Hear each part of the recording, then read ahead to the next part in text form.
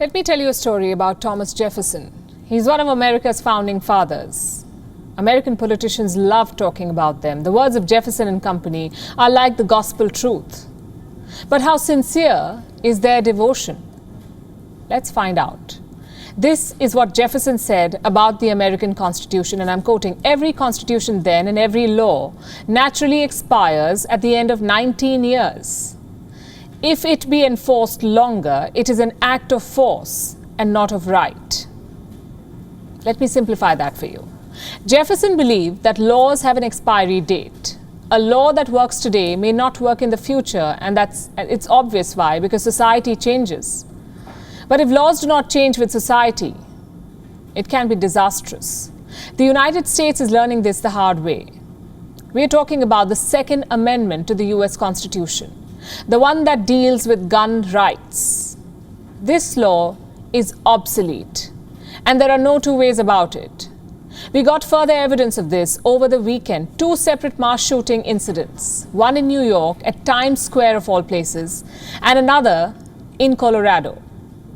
We'll tell you what happened in New York first. A scuffle broke out at Times Square. Around 4 people were involved. We do not know what they were arguing about, but things went south soon. One of them took out his gun and fired. He hit 3 people, and all of them innocent bystanders. Among them was a 4-year-old girl. Thankfully, the shooting was not fatal, but it reveals a worrying trend in New York. Mass shootings are becoming all too common. Even police officers are appealing for legal changes.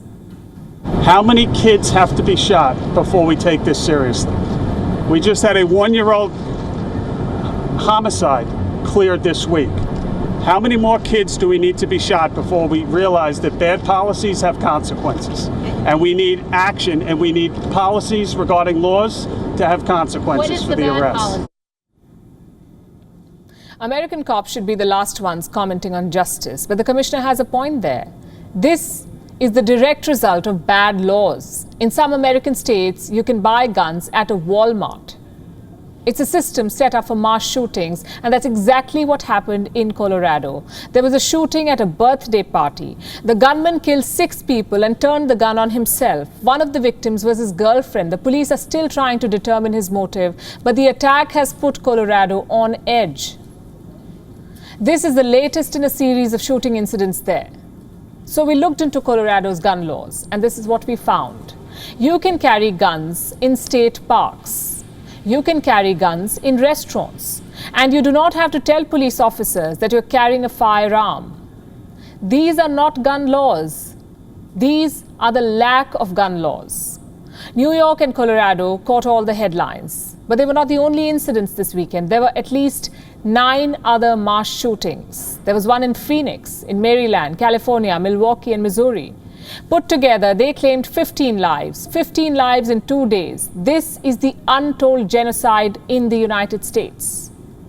Just look at these numbers. 417 mass shootings in 2019, 600 in 2020. This is in the middle of the pandemic and lockdowns. 600 mass shootings. What about this year? 147 so far, and that number is rising every day. Is there a way out for America? Of course there is. The United States accounts for more than half of all gun violence deaths.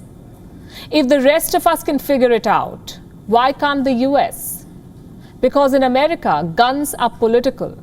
They are marketed as a symbol of freedom. Gun lobbies are among the strongest in Washington. The biggest of them is the NRA, the National Rifle Association, NRA. In 2018, they topped 5 million members.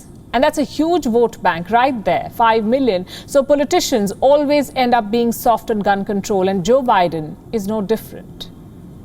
He is proposing a range of measures, including background checks and a ban on automatic weapons. But there's a rider to this promise.